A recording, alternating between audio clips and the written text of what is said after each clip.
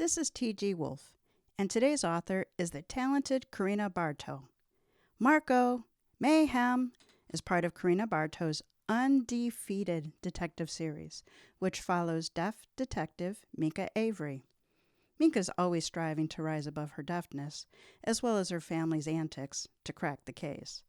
To catch up on the Avery family, check out Husband in Hiding, Brother of Interest, and Accidental Allies, available now.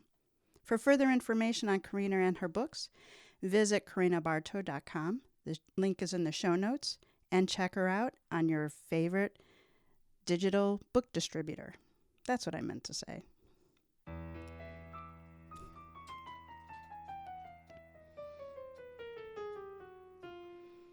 Welcome to Mysteries to Die For. I'm TG Wolff, and I'm here with Jack, my piano player whose fingers are going faster than his brain and producer. This is a podcast where we combine storytelling with original music to put you at the heart of a mystery. All of our stories are structured to challenge you to beat the detective to the solution. And these are arrangements, which means instead of word-for-word readings, you get a performance that's meant to be heard. Jack and I perform these live, front to back, no breaks, no fakes, no retakes. This is Season 7, Games People Play. Games are about competition conducted according to rules with participants working toward a goal. Games are a part of every culture and are one of the oldest forms of social interaction and engagement. As we all know, games can be fun, challenging, and exhilarating, and they can be intense, cutthroat, and, in our case, lethal. This season, our authors have fashioned deadly games and unscrupulous villains to test your detective skills. This is Episode 11. Marco Polo is the featured game. This is Marco Mayhem by Karina Bartow.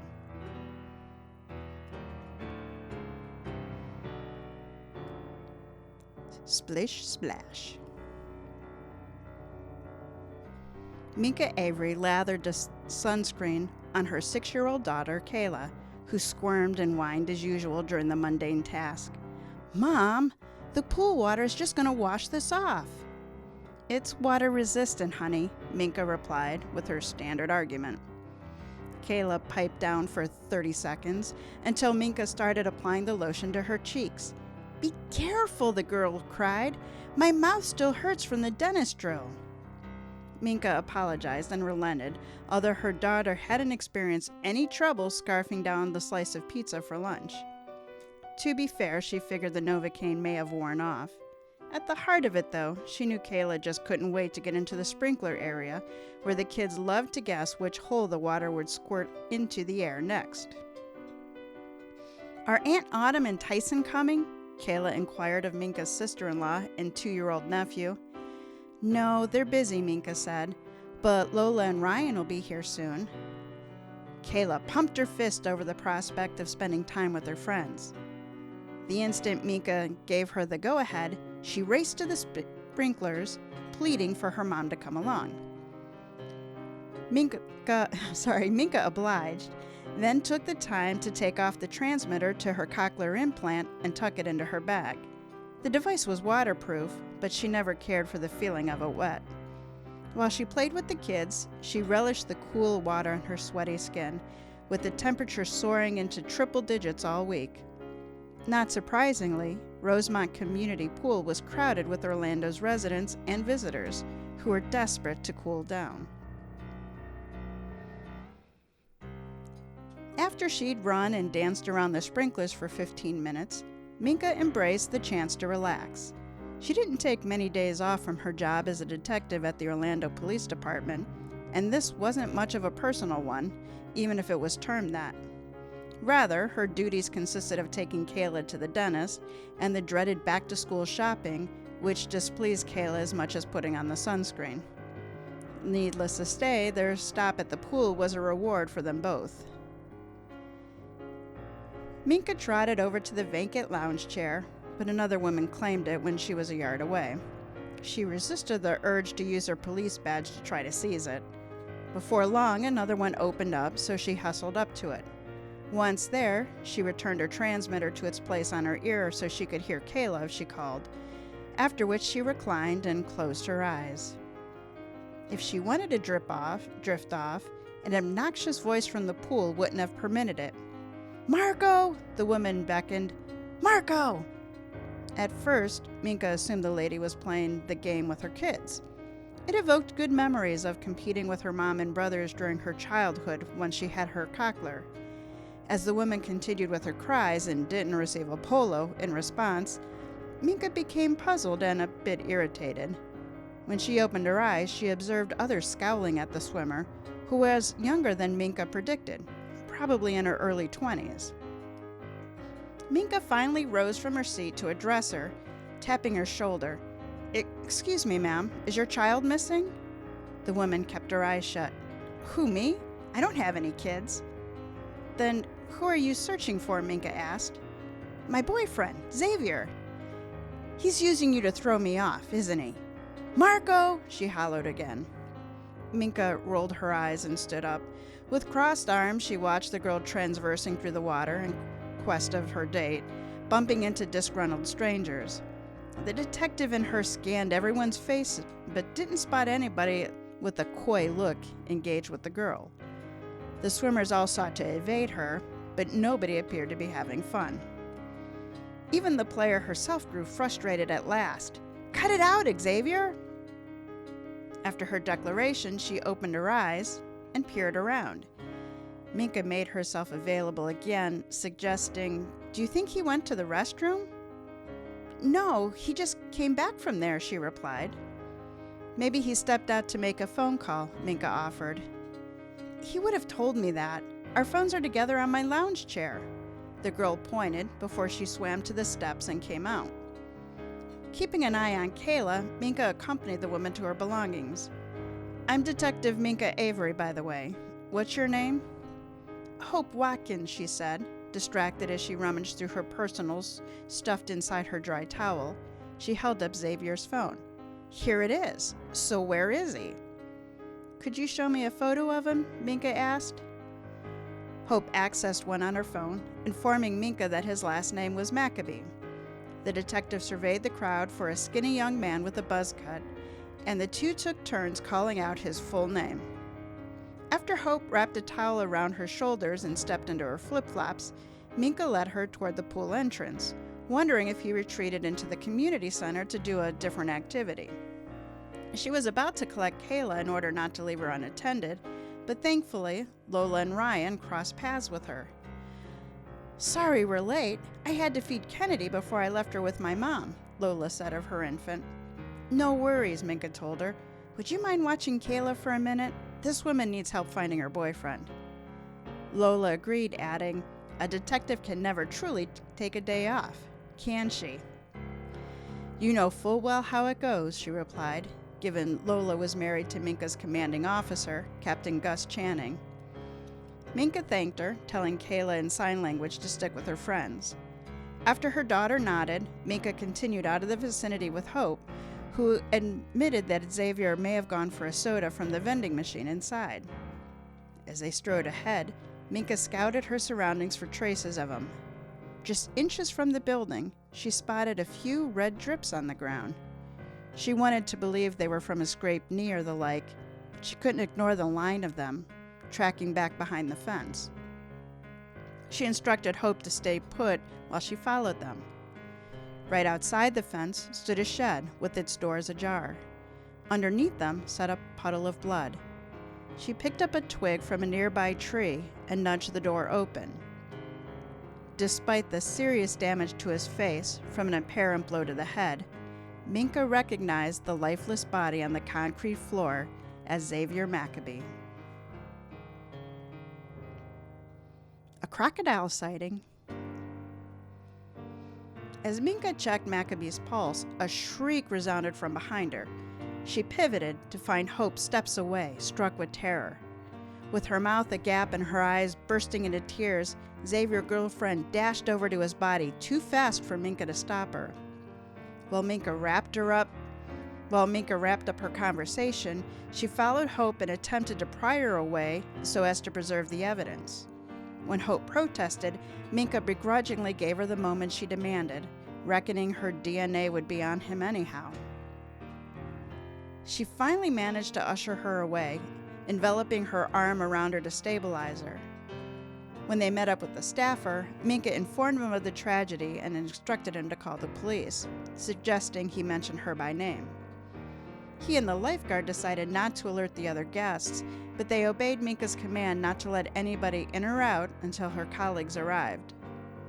Hope's wail made the situation apparent, however, and she cried, "How can he be dead? We were having so much fun!" Well, several onlookers made sympathetic murmurings, and an older woman took her aside to rub her shoulder. On the other hand, a man wearing a Tampa Bay Rays cap, whom Hope bumped into in the pool, sneered, accusing, "Save us the crocodile tears, lady. We all saw you two in a screaming match earlier." "How heartless are you to bring that up at a time like this?" Hope argued. "We worked it out. Not that it's any of your business." The gruff man wouldn't surrender. "I never even witnessed him returning to the water afterward. Who's to say you didn't put on that ridiculous Marco Polo charade to appear innocent?" "You disgusting jerk!" Hope began to stomp toward him, but Minka and the woman comforting Hope stopped her. The allegation intrigued Minka. She didn't display that in the interest of maintaining order. She told the group, "I'm Detective Minka Avery with OPD. My colleagues and I would appreciate your statements of what you observed, but please remain calm." Chattering filled the air as Minka guided Hope to an isolated bench in the corner of the park. Hope quivered with nervous energy even more than she had upon seeing Xavier. The detective wondered if the guy's rude remarks simply stung, or if they revealed a secret Hope had to hide. Hope made it clear that they weighed on her mind when she said, "Xavier did get into the pool with me. Someone must have noticed that. Our misunderstanding had nothing to do with this." "We'll ask around," Minka assured her. "I need you to explain what led to his disappearance, including your confrontation." Hope sniffled and shook her head. "We were having a blast. We took his new car for a joyride, then decided we wanted to take a dip. We tossed the beach ball back and forth and joked around, but when Clinton approached me, Xavier flipped out." "Who's Clinton?" Minka questioned. "My high school sweetheart," Hope stated. "We broke up years ago, but Xavier has a bad jealous streak. Clinton works here and was just doing his job, but Xavier kept scrutinizing us while we caught up for a couple of minutes. Xavier took off, and when I ran after him, he started rebuking me for chatting with Clinton and said we were flirting. He accused me of coercing him here, convinced I wanted to meet up with Clinton.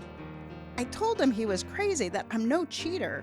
I wouldn't even peek during Marco Polo." Minka could attest to that and had to suppress a smile over the comment. "You said you guys worked it out before your game?" Hope nodded. "I took the leap and I told him I loved him for the first time. And he actually reciprocated it. We made out in the hot tub inside before we came back outdoors." The account made her break into sobs again, so Minka paused out of respect. Once the girl regained her composure, Minka inquired, "Did anyone else see you in there?" Hope shrugged. "We were preoccupied, so I don't know. But the hot tub was unoccupied because nobody wants to use it on a day like this. Even we couldn't tolerate it for very long." "Do you know of any other conflicts he had with someone?" Minka asked. "No. He was stoked about his new car and seemed completely carefree until the incident with Clinton," Hope told the detective. "I see," Minka said. "Did Clinton realize he caused friction between you guys? And did he get involved?" Minka asked. "Well, he observed us fighting," she admitted, and her eyes shifted downward. "Clinton defended me and told Xavier to knock it off." "What position does Clinton have at the center?" Minka asked. "Well, he's the pool manager," Hope told her. Minka didn't say it, but she couldn't overlook the fact that this other man had prime access, to the very shed where Xavier was slayed. Netting out leads. Shortly after her interview with Hope concluded, Minka spotted her partner, Cale, who was also her husband's brother. He walked up to her and had barely exchanged salutations when Kayla sprinted over. He had a close, albeit unusual, bond between the two. As always, she greeted him by teasingly stomping on his foot, despite hers being bare. "Did you take the day off today too?" Kayla questioned him. He kept his mood light, using the long-standing nickname for her, "Fraid not, Booger Face." Before the inquisitive girl could elicit more details, Lola approached them. "If you're here, the whispers must be true." Cale and Minka nodded in an attempt not to divulge the murder to the kids, but perceptive Kayla didn't miss a beat. "Somebody really died? Is that why you were talking to the lady on the bench?" "Yes, sweetie, it is," Minka said. "Was it the guy with the boat tattoo who was in the pool with her?" Kayla inquired. Minka couldn't believe the 6-year-old's insight. "When did you notice them in the water?" "When you were putting sunscreen on me." Kayla's tone told Minka she still wasn't forgiven. The girl had no idea how her observation aided the investigation, which her mother appreciated. Minka kissed her head, silently commending her daughter for her diligence. It ended up accomplishing more than preventing sun damage. Lola prodded the children back to the pool, allowing Minka to brief Cale on what happened. Once she finished, he told her the homicide department has their hands full, so the captain put us in charge, especially given your vantage point. "In truth," Minka stated, "I didn't have much of one, up until I stood over the dead body. I only paid attention to Hope because she was irritating all of us." "Well, I ran a quick search on Maccabee before I left the station," Cale reported, "and the guy has a lot of priors, especially for violent offenses. In fact, he's wanted for grand theft. I'm not surprised he'd die in a dispute of some sort." "Maybe that explains the new car Hope mentioned," Minka remarked. They headed to the shed where the body remained. The responding patrol officers had taped it off and put markers near the blood droplets that coaxed Minka over. Cale stopped and examined them. "They don't look like normal splatters, and they shouldn't be if the murder occurred all the way over there. But there isn't enough blood to suggest that the killer dragged him." Minka concurred with the reasoning and played out other scenarios in her mind. What if this is the killer's blood? Maybe Maccabee defended himself and left a wound on the attacker. Cale acknowledged her point, and they continued toward the victim. They studied the man and his position, but not in the homicide department. They had acquired a trained eye for clues. They'd have a better picture once the medical examiner arrived. After they concluded their inspection for the time being, Minka related, "Hope told me that she and Xavier fought over her ex-boyfriend, who works as the center's pool manager and would have free reign in here. He was privy to their quarrel and even stood up for her. We better talk to him." They started toward the building to ask to speak with Clinton, but Minka's steps halted when she noted a young man carrying a pool net. She pointed him out to Cale. "That might be him. There was no weapon on the body, but I'd say it was a metal object. As a former pool boy, do you suppose that handle could have inflicted the fatal blow?" "I was a pool specialist, mind you, and I doubt it would have. They're pretty flimsy, but with enough force behind it, it's plausible. The medical examiner is on his way and can tell us more about the likely cause." Minka tucked away the possibility. They approached him, with his badge confirming that he was Clinton Davis, and she initiated the conversation. "Mr. Davis." He stopped in place. "How can I help you?" "I'm Detective Minka Avery, and my partner, Detective Cale Avery, and I are investigating the murder that just occurred. I trust you've heard about it?" "I'm not up on details," he said, "but yes, I have. It's appalling." "We agree," Minka replied. "Are you aware that the victim is Xavier Maccabee, your ex's boyfriend?" Clinton covered his mouth with his hand, a appearing shocked. You're kidding. Hope must be devastated. Kale joined the discussion. Of course, it sounds like she's had a tumultuous day, what with the argument over you and all. Do you know anything about that? Clinton hung his head, twirling the net's handle in his fingers. I saw most of it. I wanted to stay out of it, but Xavier was way out of line. Hope and I haven't seen each other in ages, so she had no clue I worked here. We're not even connected on social media. Did you tell him that? Kale quizzed. Yeah, he said, but he wouldn't believe either of us. Well, how heated was your exchange? Did it escalate? Minka questioned. Not to a boil, but close enough, Clinton acknowledged. I didn't think a hothead like him deserved her, and with all due respect, I stand by that. Even though he was murdered inside the shed where, I assume, you spend a lot of time, Kale countered. Clinton shrugged. I have nothing to hide. Could you explain why the shed wasn't locked? Kale tested him. I've worked with pools throughout high school and college, and public ones are always supposed to have their chemicals secured. Clinton blushed in embarrassment. You're right, and I'll admit I've been lax. But I'm between tasks like I am at the time. I don't bother to fasten the padlock. I'll do better from now on, as long as my boss doesn't fire me. Can you account for your whereabouts after the spat? Minka inquired. Before he could answer, a lady interrupted the interview, telling Clinton, My daughter was tinkering with her hair in the pool and lost her scrunchie.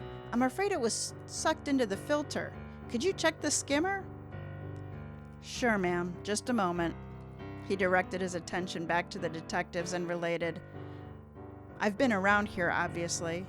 Right after I said my piece to Xavier, I put away some equipment from a morning swim class. Then I did some maintenance on the hot tub since it's all but abandoned these days. Estimating that Xavier and Hope were in the hot tub around the same time, Minka couldn't help but wonder if he spotted them. I forgot to ask you, Jack, what we're listening to today. Stage piano. Stage piano. Basic. It's stage piano. So that felt swimming pool summery to you? Enough. Enough. For an impromptu chord progression, yes. Yeah. I love that we have more white people names. So easy to remember. Do you remember them? We have Hope. Yes. Oh, so hopeful. Yes. Oh, darn it. Xavier. Xavier. I remember I have a friend named Xavier. He goes by X, right? Yeah. Okay. Hi, X. And then there's Minka. Yes. That's not a Yes, she's our detective, name. Minka. She's deaf? Yes, she's deaf. Look. That's cool. And I wonder, I have questions that I'm afraid to ask, so I'm not going to ask. Don't ask. You know, if she was so annoyed with, well, I guess she put her cochlear implant in so she could hear her daughter. But, you know, if Hope was so annoying with the Marco Polo, she could have just, I think that'd be kind of cool.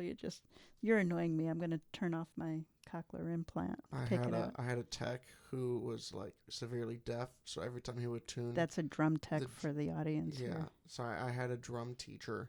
Every time he would tune the drums, he would turn it real low. Or maybe it wasn't tuning, because you have to listen for that. He was doing maintenance on it, and he would like turn them off, and then we'd scream at him from across the building, and he couldn't hear us at all. We'd have to go right next to him and like yell at him. It was pretty funny. He's deaf. Anyway. But with percussion, you get the vibrations. He could feel them no matter what. It's funny because he had a whole spiel about one time when he was playing, he was right in front of the horn line, so he was deafened and he couldn't hear where like the beat was. He couldn't hear the rest of the drum line, so he had to play based off of the vibrations in the floor.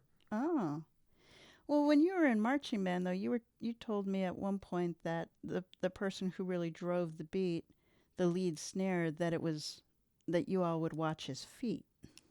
Well, that was if we could. Well, yes and no. Him. It depends on the group and the level. When I was in high school, it was the case of the drum major watched our center snare's feet. And then when I got into independent world stuff, we didn't have a drum major because it was indoor percussion, and I rarely could see our center's feet. I was behind him, but I was so far off from him I couldn't see him. So it's more you listen in. So if you're on a line of 12 people or whatever, you listen into the middle like 6. So like if you're in a line 1, 2, 3, 4, 5, 6, 7, 8, 9, 10, 11, 12, it's guy number 6 and 7 that you listen to. And you all listen inward, because if you listen outward, that's how the beat, starts to be more iffy. But if you listen in, that's where the center of the sound is. That's where the center of what you're going to play is. And that's the case for any line you're going to end up being in. Fun stuff. So yeah, I imagine Miko would be a great bass drummer, Yeah. Feel it in her skull. Feel it in her feet, feel it in her bones. Yeah, like that one. What's that one song they sing in that one Christmas? It's not Say Anything. Is it Say Anything? No, it's not Christmas. Love Actually. It's the song he's singing at the beginning, and at the end he sings it while naked on TV. Again, I'm still in the Christmas spirit here, guys. I know it's like March. I think this is dropping in May or June. Oh, you're right. I was looking at season 5, or not season 5, episode 5. This is episode 11. 11. My gosh. I think that's a great segue to get back to our story. That's a great segue. Naked men on the TV. Naked men on TV. The deepening of the pool of suspects.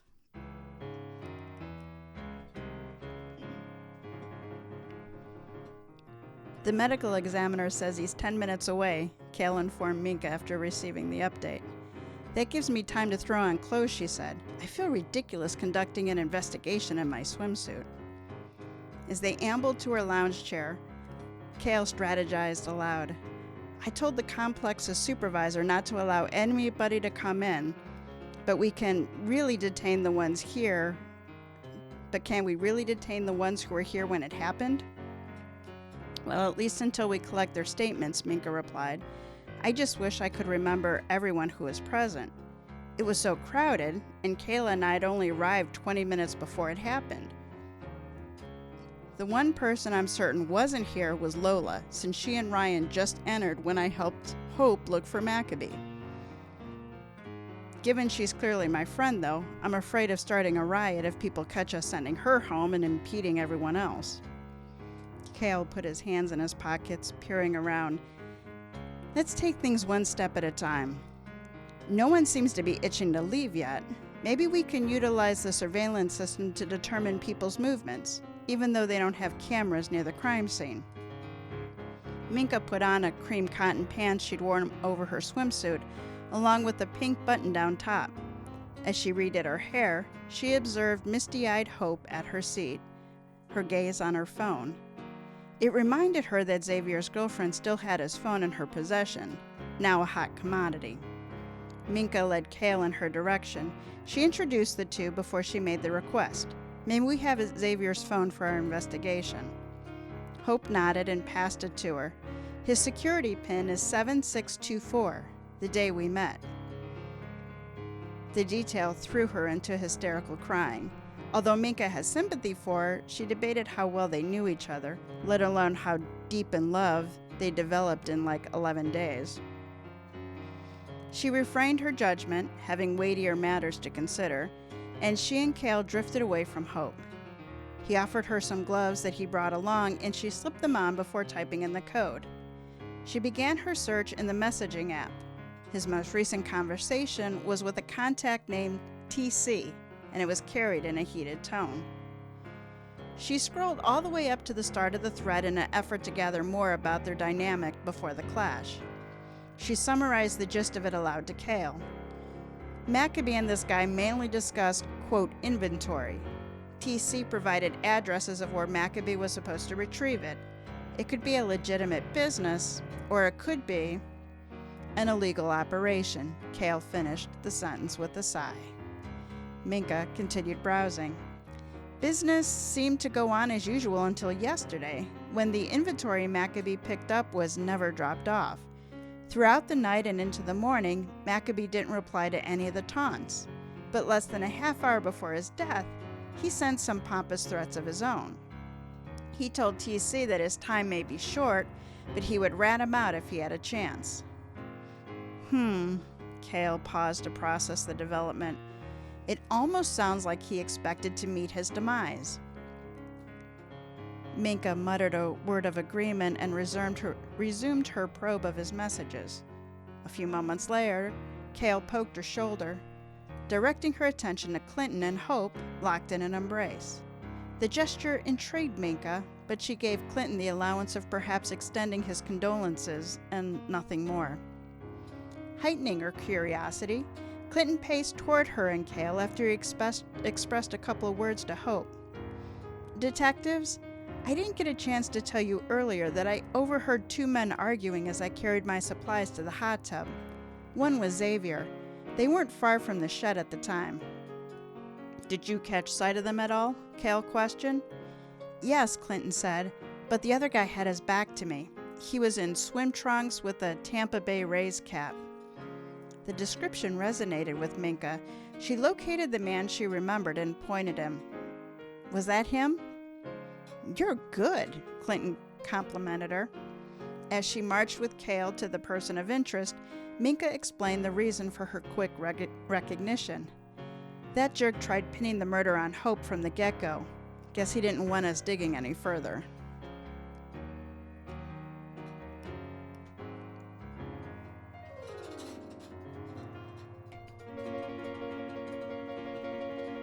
A hunter on the loose. Cale surprised his partner by being familiar with the Rays fan too. "That's Leon Fleming. He's a bounty hunter from the Tampa Bay area, clearly. He hasn't shown up around the precinct in a while, but he carted in some fugitives during your break from the force. Just about every time he did, we ended up having to arrest him for battery associated with his takedowns." "Wow, that's saying something considering how much they usually get away with." Minka spoke from experience, with her brother Robin being a bounty hunter. "Do you reckon he tracked Maccabee here and things went sideways when he detained him?" "It wouldn't be the first time his aggressive tactics landed him in trouble." Cale's phone buzzed and he read the notification. "The ME finally made it.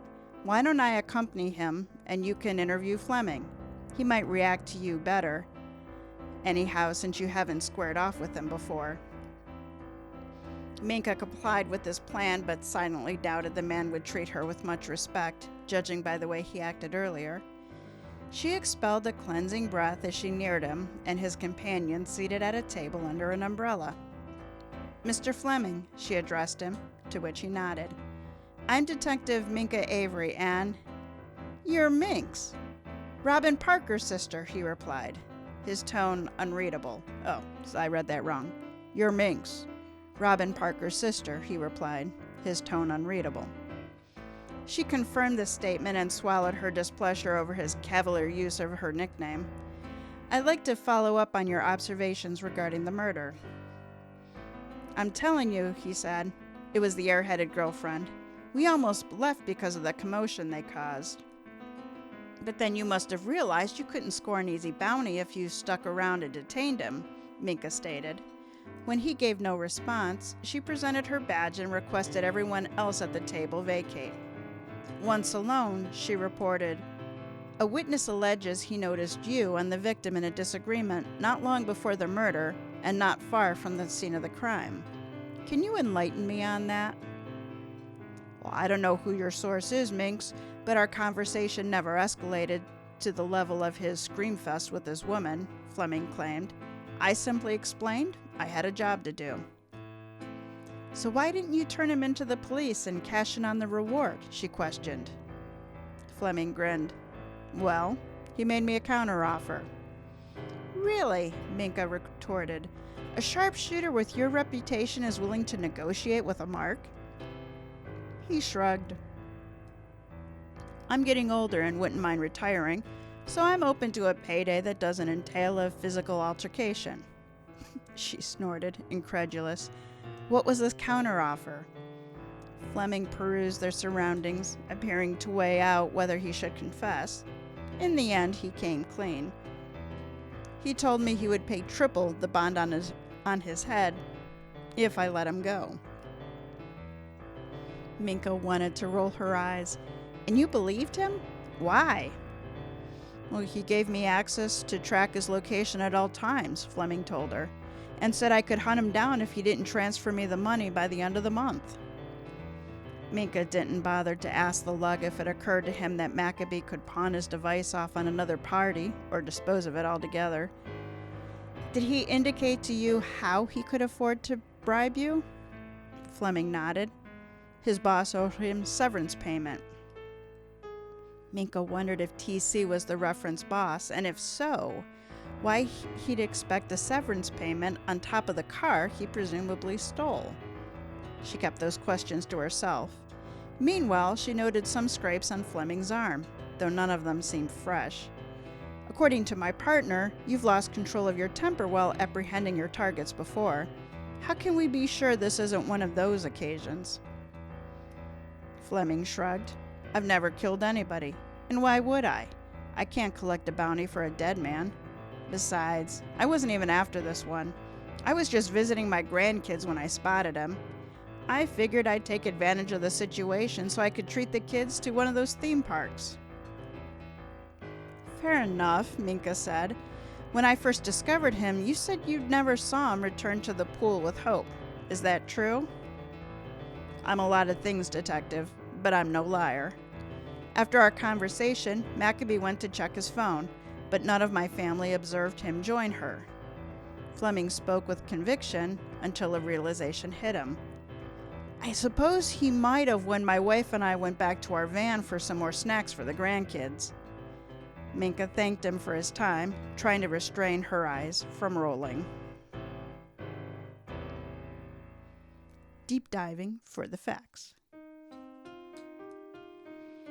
Minka trekked back to the crime scene to join Cale and the medical examiner, Hank Jenkins.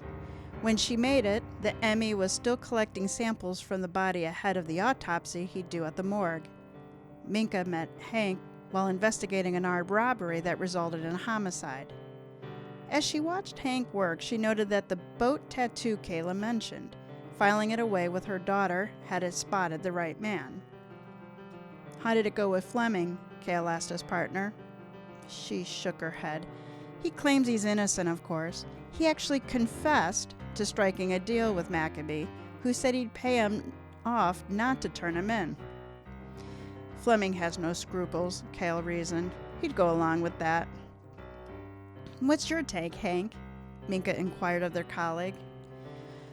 Well, my preliminary cause of death ruling is blunt force head trauma, for obvious reasons, Minka. As I just showed your partner, the laceration is in the shape of a corner. The object must have had a 90-degree angle, like a carpenter square or something similar. Can we assume it was metal? Minka questioned. I can't give you a definitive answer yet, Hank said. It's a solid possibility. I haven't come across any wood or glass fragments. Cale shifted towards Minka. He agrees that the droplets on the ground were probably from the killer. Yes, I see defensive wounds on his knuckles, denoting a struggle, Hank confirmed. Fleming had some cuts on his hands, but they strike me as older marks, Minka stated. I forgot to check Clinton. Did you, Cale? He gave a short nod. I glanced at his arms, but I didn't see any glaring indicators. Will you be able to get enough blood sample to allow an extract? Okay, let's try that again. Will you be able to get enough sample of blood to allow you to extract DNA? Minka asked Hank. Well, I'm sure gonna try, but as you know, the results will take a while to process, he reminded her. After he finished his examination, the awaiting paramedics loaded the corpse into their ambulance and transported him to the morgue. Once the vehicle drove away, the bystanders lost their patience and began to demand to be permitted to leave. Hence, Minka and Cale hurried to gather statements from their witnesses. To their disappointment, the majority maintained ignorance to the fatal event. Minka feared that they just wanted to move on with their afternoon, but she couldn't contest it, having been present and unaware of it taking place too. Several mentioned overhearing Xavier's squabbles with another man, but given his encounters with both Clinton and Fleming, Minka and Cale struggled to sort out the accounts. With the help of several backup officers, they completed the interviews at an expedited pace. They made it through more than half of them when Hope approached Minka, her cheeks red from crying. "Since I've already spoke, may I leave now?" Hope asked, adding, "I'm exhausted." Minka coerced her aside and from those waiting to talk. "I understand," she said, "but we need a few more details before you can go. First off, how much do you know about Xavier's job?" Hope shrugged. "Not a lot. He works with cars, but I haven't been to the garage." "Has he said anything to you about his boss before?" Minka questioned. "His name's TC," she said, "but that's all he shared." Her answers attested to the brevity of their relationship, making Minka wonder how much she could actually help them. Did he indicate that he planned to quit in the near future? She nodded slowly. "I guess he did throw out the idea of packing up and moving north together this morning, but I didn't take it too seriously." "Does he have any family around here?" Minka inquired. "No," she said, "they're all in New Jersey, which is where he suggested we go." To Minka's relief, the young woman could give her his parents' names, and although she didn't have their numbers, she assured Minka that they were in Xavier's contacts. With that settled, Minka told her she could leave, but not in her boyfriend's ride. Though she didn't have much optimism in getting a straight answer, Minka addressed one more matter. "TC accused Xavier of stealing a car yesterday. Did your boyfriend admit anything to that effect?" Hope blinked, her expression devoid of emotion. Still, she responded, "No way. I could never fall in love with a thief." Minka accepted the claim and requested she show her the vehicle Maccabee drove.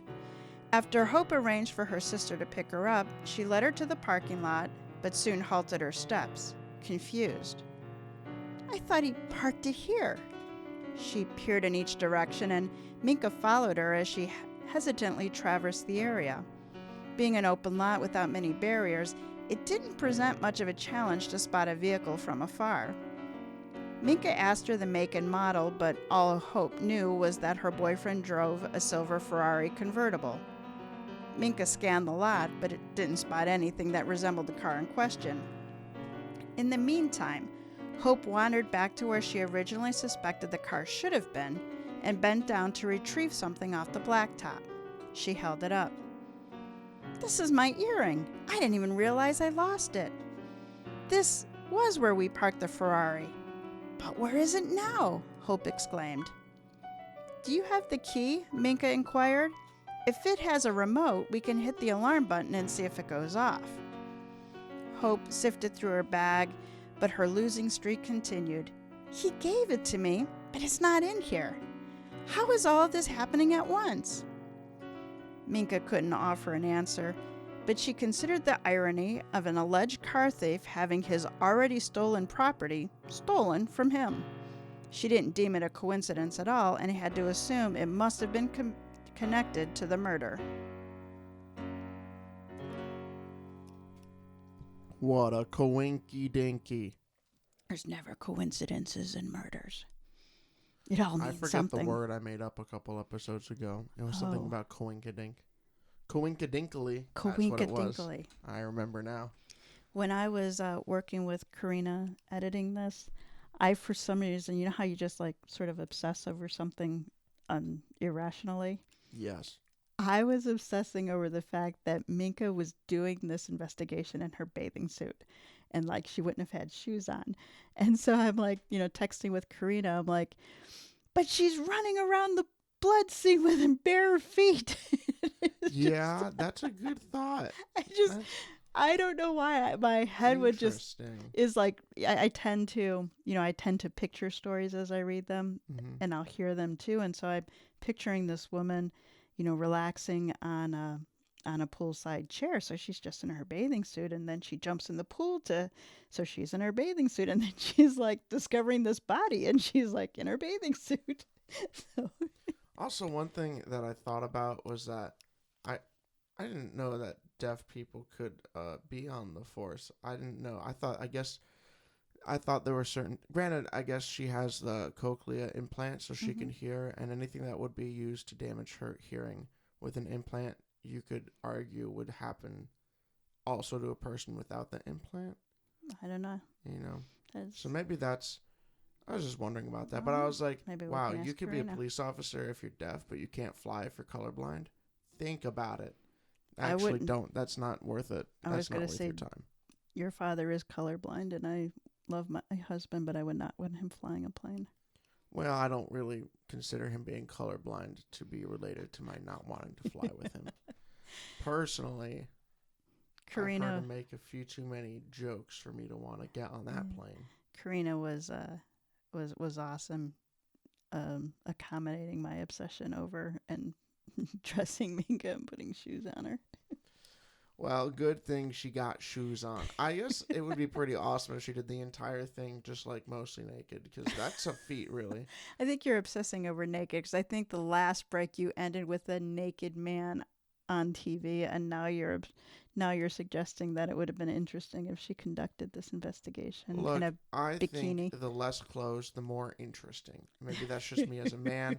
I'm not saying, oh, ooh, look. I'm more saying it as a think about it. It takes a lot more effort to do anything with less clothes on. You know? I just wonder where she would have put her phone. Detective Connolly had special pockets in his Detective Speedo. Connolly did. So who knows what kind of pockets Minka has. And she's deaf. She needs extra pockets. I don't know if she does. I would just use everything as an excuse. Or I'd use it as an excuse to do everything. I'm deaf. I need, extra pockets. Heroin. Give it to me. I don't know. See how far you could push it. I'm not, deaf listeners, well, that's kind of an oxymoron, but I don't think our deaf listeners are going to be too happy with you or aware that this is happening. Maybe. Oh, well, they could read the book, but we don't include our banter. No. Where where say things that people would be up in arms about. You ready to move on? I am, but first, a word from our sponsor. I'm just kidding. We don't have a sponsor. Remember that, ladies and gentlemen, as you're listening to this. We have no sponsors. No sponsors. Other than other authors.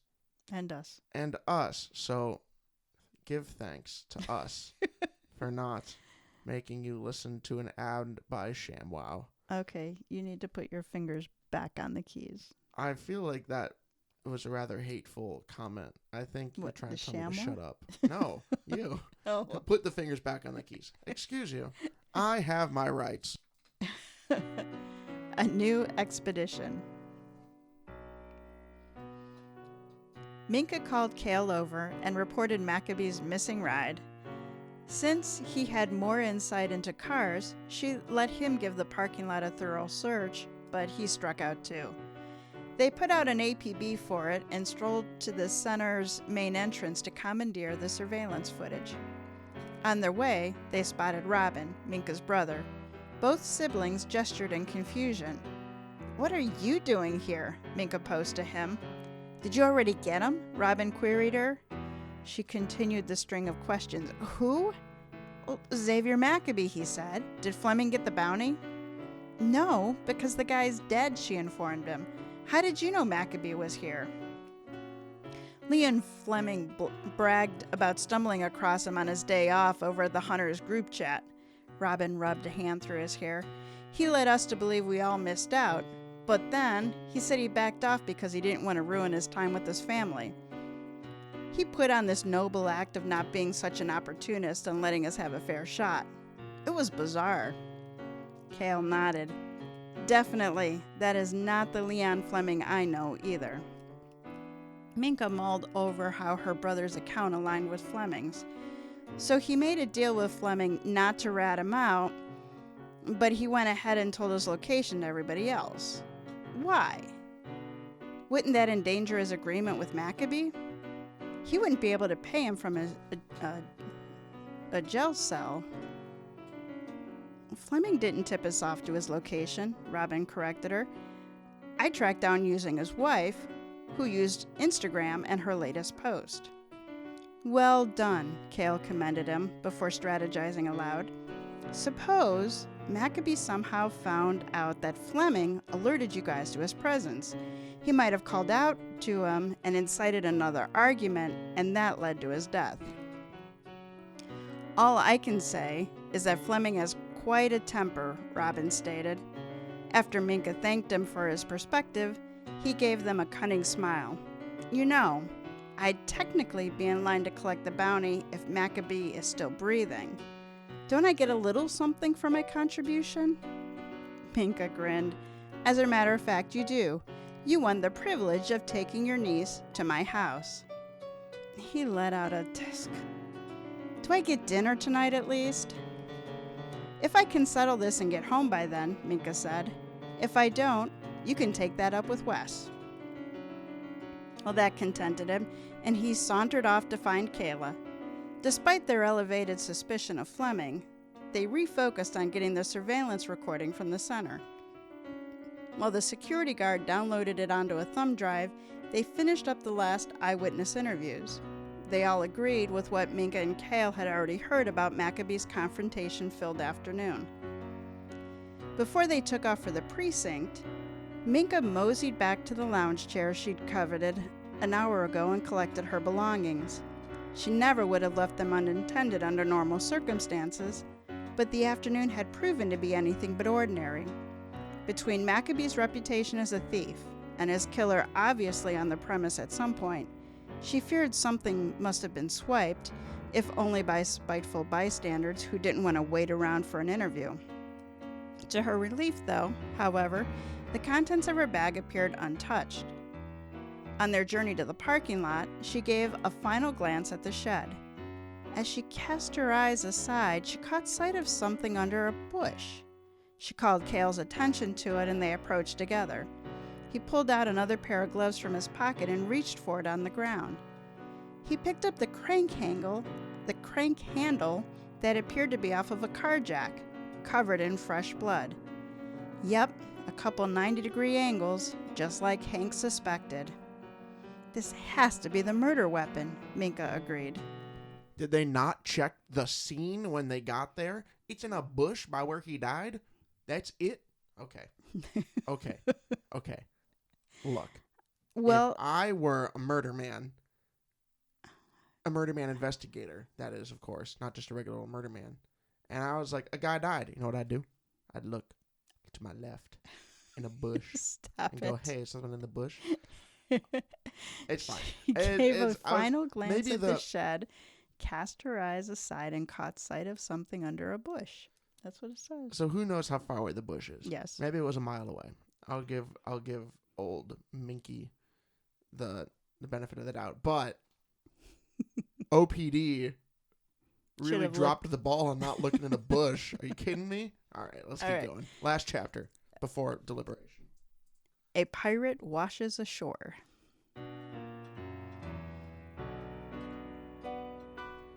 Cale dropped off the handle to the forensic department while Minka headed to the precinct. As she waited for her partner, she accessed Maccabee's phone and returned to his messages with TC. With the computer, she typed in several of the addresses TC sent him.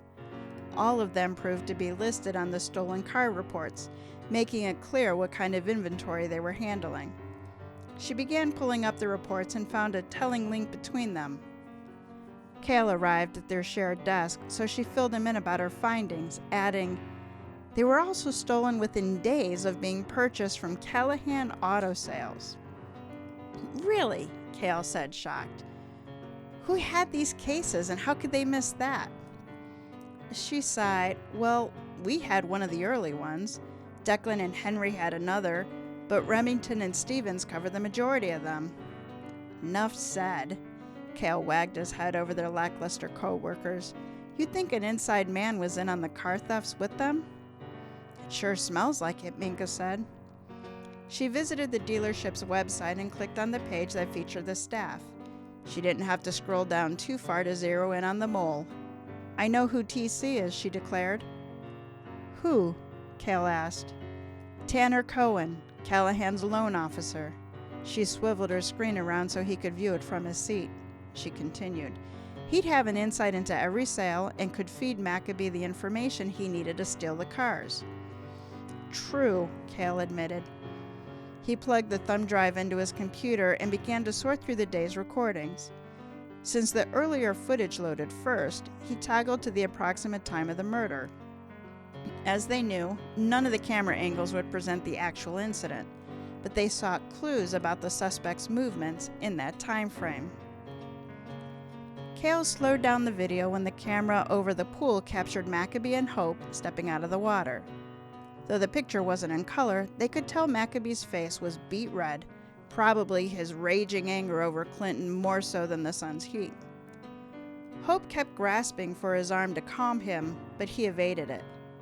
When they disappeared from that vantage point, Cale accessed the one overlooking the hot tub, which confirmed Hope's testimony of their steamy makeout session.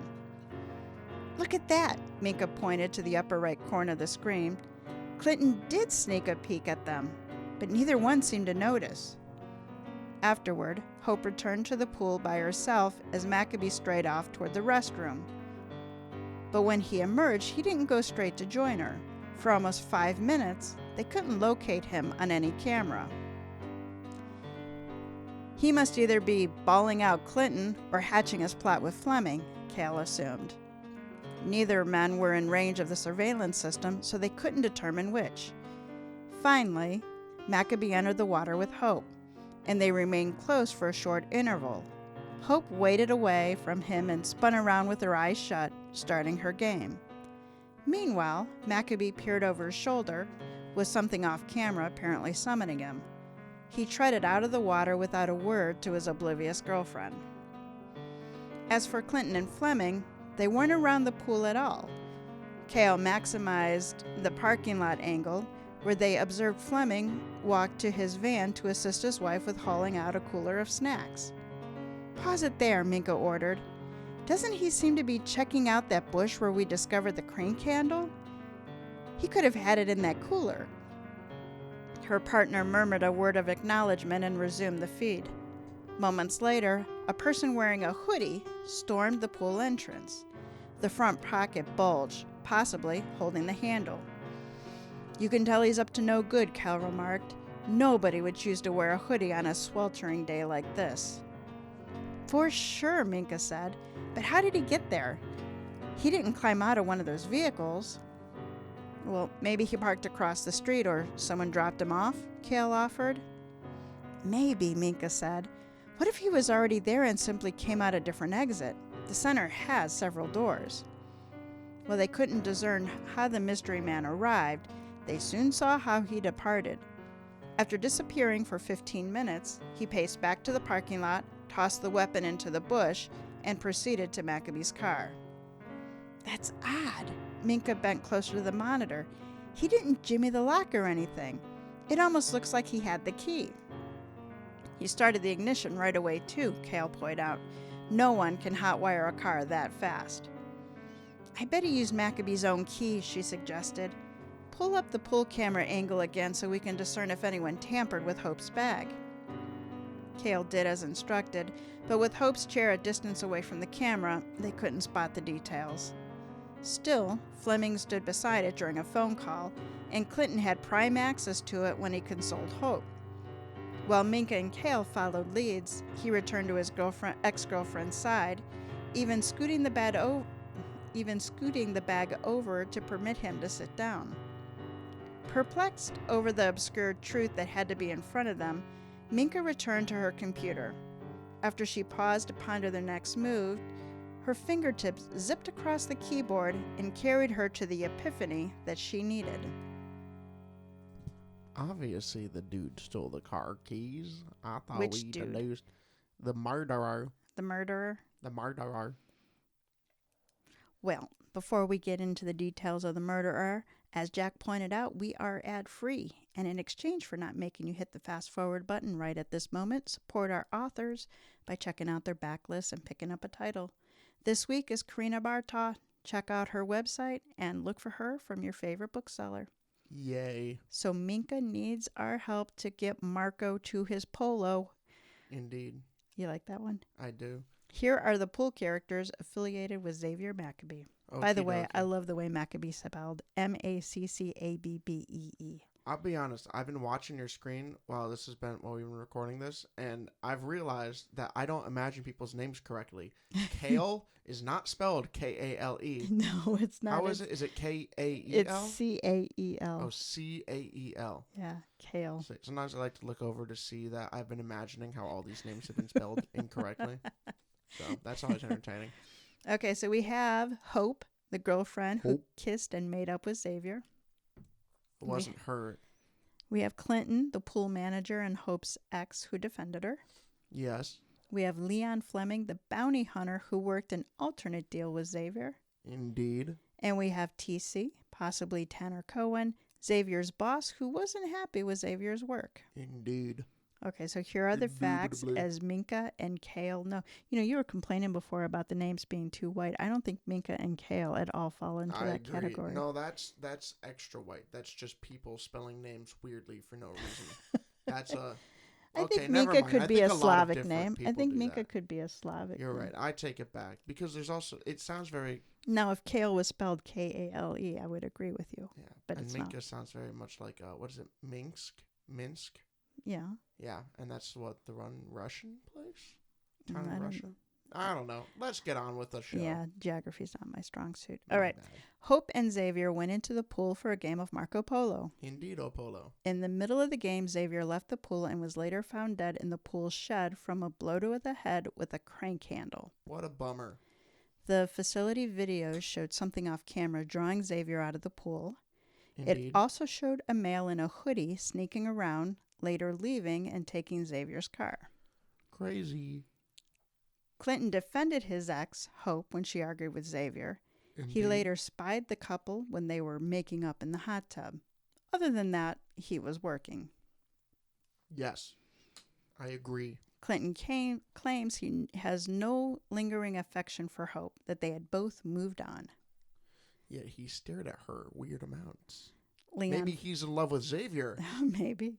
Leon Fleming recognized Xavier as a skip and approached him to apprehend him. Yes. Xavier supposedly offered him a better payday. A dead Xavier wasn't worth anything. Indeed. TC made demands for Xavier to finish a job. The addresses in the text chain were locations where cars were stolen from. Crazy. I wonder what they do for a living. Yeah, so who should Minka and Kale set their sights on? Well, TC stole the car because the rest of them were still there after the car was stolen. Good point. So, TC stole the car. And didn't it also say that he threw the metal thingy? I could have sworn it said. And he chucked the metal bar as he walked to the car. I think it did say that. So he did it. Okay. Okay, Cool. listening detective, so are you agreeing with Jack and putting your money on TC? Here's the thing. Once again, it don't make sense for... Who? Darn Hope? it, I forgot Hope? the names. Hope, Clinton, Bounty hunter. Leon. Leon, I was really going Leon, with Frank. the aging bounty hunter. Fleming. Fleming. Leon Fleming. I think Leon Fleming sounds like... Ian Fleming, which is Oh. the James Bond author. I was going to say, like, it sounds really familiar. It does sound like Ian Fleming. I don't think he did it because, yeah, if he struck up that deal, it makes no sense. Maybe he made up the whole deal, but I don't think he did because why would he do that? I suppose he could lie. Here's the thing. But you know what? If he lied, why would he post to the bounty hunter social media site about finding the guy? To be a dick. Okay. Okay. Anyway, I don't think he did it. Hope didn't do it. She has an alibi because everyone saw her screaming mindlessly in a pool. That is true. Clinton Clinton doesn't have an alibi. He does not. But honestly, I don't see where he... It doesn't explain where anyone got the jack from, and I suppose anybody could have gotten it. The bar from the jack. Yeah, I don't know. So it doesn't explain the origin. To your point, if he'd been running around more naked, then he'd have an alibi because he wouldn't have had any place to put the crank handle. Exactly. The less clothes, the better, people. We have more innocent lives saved if we all just didn't have pockets. Pockets. Uh-huh. I think that's the issue. Do you think he stored a giant bar in his pocket? That'd be some hefty cargo pants. I want that pair. Be some hefty cargo pants. All right, I'm going with TC because if it isn't him, it's Clint. But I don't see how. I mean, I guess Clint could have done it, but I don't see why Clint would have done it. Right. I mean, he has some boring alibis, motivation. Like, she's being abused. Okay, she wasn't being abused. I picked bad the wrong wording. word. She's being maligned. I don't know. Maligned. Something. I'm gonna stop talking. I'm not helping my case. I'm going to remind readers to check out our print and ebooks. The companion book for seasons 4, 5, 6 are available in trade and ebooks. This book season is being released in 2 parts. Opening Gambit, released March 2024, and Part 2, Final Move, will release in September. So buy one for you and a mystery lover you love. The dimes and quarters from the books do support the podcast and keep Jack in tacos and headphones and everything else he needs to be witty. All right, now chopping up the truth.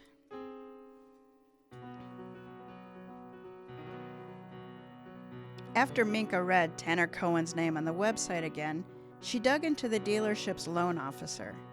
He owned a warehouse on the north side of town in an old industrial neighborhood.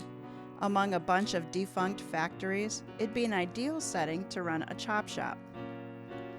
Minka and Cale opted to park a distance away from the property, certain any present employees would scatter if they spotted cops. She took advantage of the vacant building beside it, traipsing against the wall of it to remain discreet. When they reached the other side, the lot had a chain link fence with the black tarp concealing whatever was being carried out within the perimeter. They climbed over it and landed near a place that resembled a body shop, with tires stacked up on one side and pallets of auto parts cluttering the yard. Minka caught a glimpse of a barrel of full catalytic converters, a treasure mine for car thieves. After they verified no one was around, they shuffled across the dirt path and closed in on the warehouse. Through an open garage door, they saw 2 figures standing inside, and once they padded closer, Minka recognized the one as Cohen from his picture on Callahan's site. His associate had his head ducked behind the windshield of a silver Ferrari convertible, which matched Hope's description of the one Maccabee drove. Minka figured the mechanic was removing the VIN number. The detectives took shelter behind the mechanic's tool shed and eavesdropped on their incriminating conversation. The kid did good work until he started getting greedy, the guy behind the windshield told Cohen. It's nothing we haven't run into before, Cohen said. They service well, then get cocky and expect a bigger profit. He and Paul Bagley were cut from the same cloth. Paul Bagley? Minka mouthed to Cale, remembering the man who died from a hit and run and whose killer was never identified. Until now. Cale signaled his plan to her, gesturing toward the other door closer to the criminals. After she gave an affirmative nod, he snuck outside to round the building and make his approach. Meanwhile, she waited for the right moment to initiate the ambush. Unaware of it all, Tanner's accomplice rose from his bent position, curling the VIN plate between his fingers. At least you can track the GPS systems. These fellas are pretty foolish to think they can evade you. Yeah, well, that's what happened when you hire delinquents. Cohen lifted his arm and patted down the bandage on his wrist, reminding Minka of the trail of blood they surmised was from the killer. After he secured it, he told his friend, I appreciate the lift today. No problem, the guy said. I'm just glad I didn't have to wear the hoodie in the heat. When she observed Cale at the other entrance, Minka couldn't refrain any longer. She emerged from her hiding spot with her weapon raised. Really? That's the part of murdering a man you deem so revolting? The men swung their heads around to glare her way. The mechanic wielded a wrench at her and kicked his wheeled creeper across the floor to try to trip her. She dodged the flying tool and knocked the creeper on its side with quick footwork. As she advanced toward them, they continued to toss any instrument within reach and scrambled around the car before Cale cut off the escape route. "Freeze," he proclaimed. "You're under arrest for grand theft auto and the murder of Xavier Maccabee.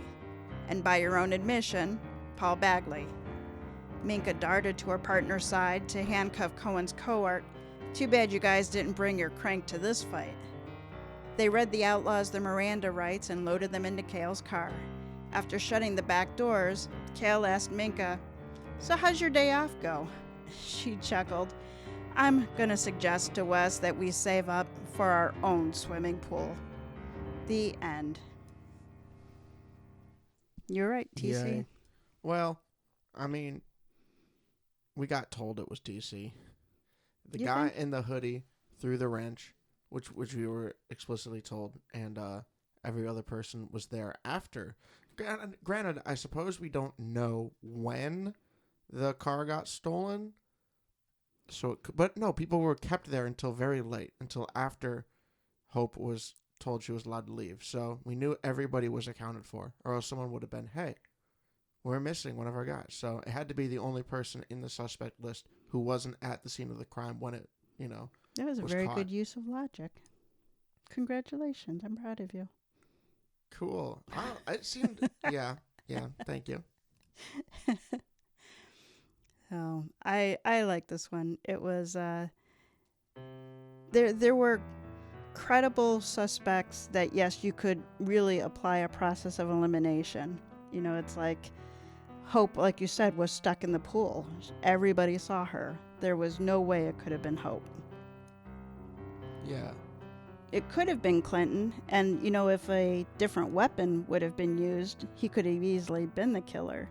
But the fact that it was a jack crank, that was hard to place with him. Yeah, I suppose it does explain where it came from if the killer is a mechanic dude. Yeah. So you want to learn some stuff about Marco Polo? Of course, Poco my Marco. So Marco Polo, as you got from today's story, is an aqua version of Blind Man's Bluff, the tag game, not the poker game. According to Wikipedia, the origin of the name isn't known. It isn't related to the horse and ball game, that kind of polo, or the people and ball game. There isn't any reported connection between the explorer, Marco Polo, Venetian explorer, born 1254, died 1324. Intriguing, isn't it? The land version, Blind Man's Bluff, that dates back to the 16th century. I'm sure that playing it in water was just a natural. The game was referenced by this name in the late 1960s survey, asking respondents to name a water game. More than a few respondents said Marco Polo. So there we have a classic game with unknown origins. It is a mystery. I have the Wikipedia link in the show notes for you. So let's learn more about Karina. Karina Bartok grew up and still lives in northern Ohio. Though born with cerebral palsy, she's never allowed her disability to define her. Rather, she uses her experiences to breathe life into characters who have physical limitations, but, like her, are determined not to let them stand in the way of the life that they want. Her works include Husband in Hiding, Brother of Interest, Accidental Allies, Forgetting My Way Back to You, and Wrong Line, Right Connection. She may only be able to type with one hand, but she writes with her whole heart. I think that's so awesome that Karina types all of these stories with one hand. You're awesome, Karina. So that wraps up this episode of Mysteries to Die For. Support our show by subscribing, telling a mystery lover about us, or giving us a 5-star review. Check out our website, tgwolff.com/podcast, for links to this season's authors. Mysteries to Die For was created and hosted by TG Wolff and Jack Wolff.